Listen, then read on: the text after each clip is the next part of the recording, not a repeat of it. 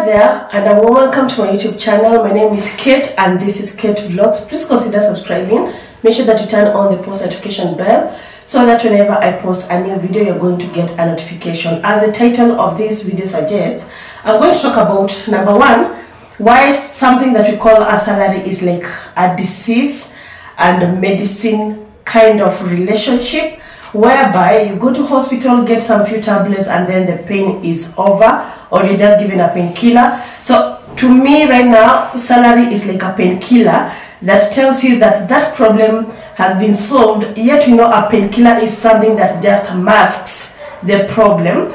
And then when you talk about side hustle is a lot of people will think that a side hustle is something that you do away from the main job that you're doing, which is now what you might be perceiving as something that is even more quality or even more complex than that side hustle. As in, a lot of people will say that a business is a side hustle that I'm just doing, and I want to change that narrative because me, I have tested both sides. I have been in employment for 9 years. Right now I've been doing business for around 3 or 4 years maybe, and I would say that when you call something a side hustle, something on the side, number one, you're not going to give you your all. Number two, you're not going to invest in it. Number three, you're not going to be so serious about how is it responding to the market, how is that thing moving, how is the profit margin. You're not going to concentrate because number one, you are fixed to the profit that you're getting from your employer. So that tells you that you're not going to give that business 100%. Number one reason why those businesses that we call side hustles do not give us the returns or the fruits that we always intend them to do is because we don't give them 100.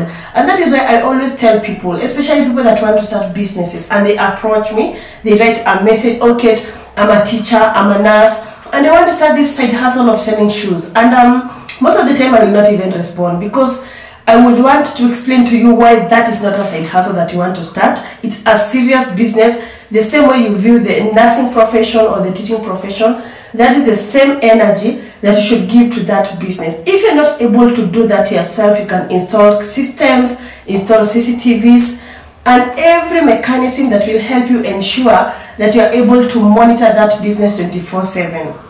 So start seeing that other business as a main hustle. How do you get serious about this, what you call side hustle, which I'm telling you not to call it side hustle?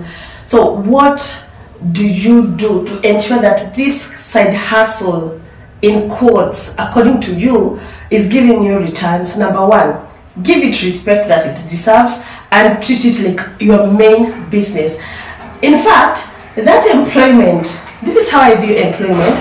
That is something that you do for somebody else and they are benefiting. At the end of the day, wewe ni kama mtu wa kazi. Does that make sense? Umeandikwa kufanyia mtu kazi. So, get sick and maybe one day get bedridden. That is when you realize that that institution no longer needs your services. Being in the teaching fraternity, I've seen a lot of teachers being replaced one day after their deaths. And then unaenda pale kwa notice board, unakuta there is a poster that is written that we are in need or we require a biology and mathematics teacher, maths and chemistry teacher immediately after the passing on of that particular person. That is how cruel employment can be. So take advantage of the moments when you're having a good time in that employment sector and take as many loans as possible that you are able to pay. Secondly, save as much as possible to start your dream business. Also, come out here and start employing people. Kama ni mwalimu unapatiwa salary kama ya 50,000, 80,000, use that 80,000 as a starting capital to your main hustle outside here, where hakuna mtu atakuja kukuambia ati umekuwa mgonjwa ati atakufuta, you know, hakuna threats kwa biashara yako. So in fact, you're supposed to be treating that business with a lot of respect, more than even what you do in your employment.